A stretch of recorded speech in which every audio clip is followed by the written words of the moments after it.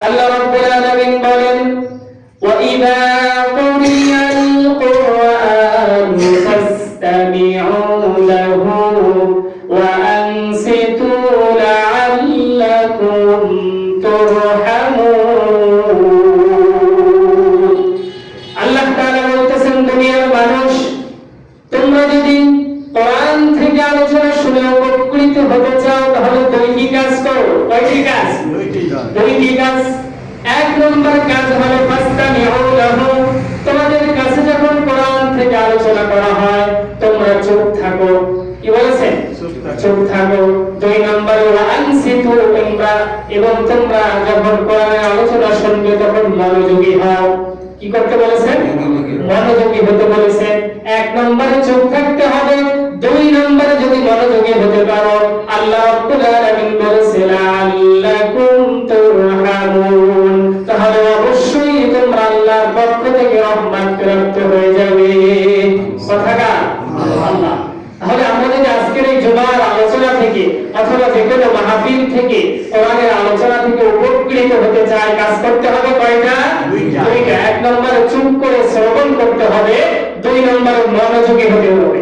তাহলে আমরা এই 10-20 মিনিট 25 মিনিট সবাই মনোযোগী হতে পারবো, সুন্দরভাবে শ্রবণ করতে পারবো। আল্লাহ রাব্বুল আলামিন তৌফিক দান করুন।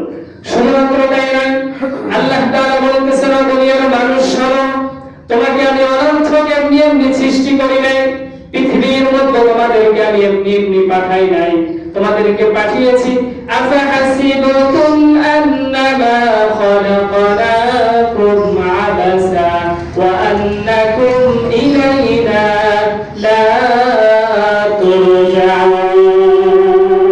আল্লাহ বলতেছেন, বান্দা তুমি কি মনে করেছো তোমাকে আমি অনর্থক এমনি এমনি সৃষ্টি করেছি, বেহুদা সৃষ্টি করেছি? কিন্তু না না না, আমি তোমাদেরকে বেহুদা সৃষ্টি করি নাই, অনর্থক সৃষ্টি করি নাই, এমনি এমনি সৃষ্টি করি নাই। আমি রব তোমাদেরকে সৃষ্টি করেছি। আল্লাহ রাব্বুল আলামিন কোরআনুল কারীমের 51 নম্বর সূরা সূরাতুজ জারিয়াতের 56 নম্বর আয়াতে জানিয়ে দিয়েছেন, ওয়া মা খালাকাতুল জিন্না ওয়াল ইনসা ইল্লা লিয়াবুদুন। ও দুনিয়ার মানুষ, তোমরা শুনে নাও, তোমাদেরকে অনর্থক সৃষ্টি করিনি, আমি তোমাদেরকে সৃষ্টি করেছি শুধুমাত্র কেবলমাত্র একমাত্র আমি রবের গোলামীর দাসত্ব করার জন্য। কার গোলামীর দাসত্ব করার জন্য? আল্লাহ রাব্বুল আলামিন। দেখো, অন্য কারো গোলামীর দাসত্ব করা যাবে? কোন ক্ষমতাবান ব্যক্তি যদি এসে বলে আমার দাসত্ব আর গোলামি করে, আল্লাহর আইনকে বাদ দিয়ে, আল্লাহর অর্ডারকে বাদ দিয়ে আপনি আমার অর্ডার মেনে নেন, মেনে নেওয়া যাবে? যাবে না। সে যত বড় ক্ষমতাশীল ব্যক্তি হোক না কেন, সব ক্ষমতার ঊর্ধ্বে একজনের ক্ষমতা আছেন, তিনি কে? আল্লাহ রাব্বুল আলামিন। এজন্য আমরা সব সময় গোলামি আর দাসত্ব মেনে নেব কার? আল্লাহ রাব্বুল আলামিনের। আল্লাহ রাব্বুল আলামিন এজন্য বলতেছেন, তোমরা গোলামি আর দাসত্ব করবে আমার, কিন্তু গোলামি আর দাসত্বের প্রমাণ দিতে হবে। কিভাবে দিব? আল্লাহ রাব্বুল আলামিন জানিয়ে দিচ্ছে গোলামি আর দাসত্বের প্রমাণ।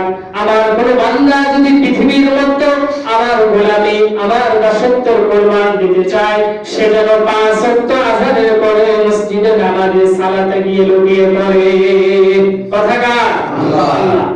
যদি কোন বান্দা আল্লাহর গোলামি আর দাসত্বের প্রমাণ দিতে চায় তাহলে এক নম্বর যে কাজটা করতে হবে সেটা হলো সবথেকে উৎকৃষ্ট কাজ হলো সেটা 5 ওয়াক্ত আযানের পরে নামাজের সিজদায় লুটিয়ে পড়ে। কথাকার আল্লাহ।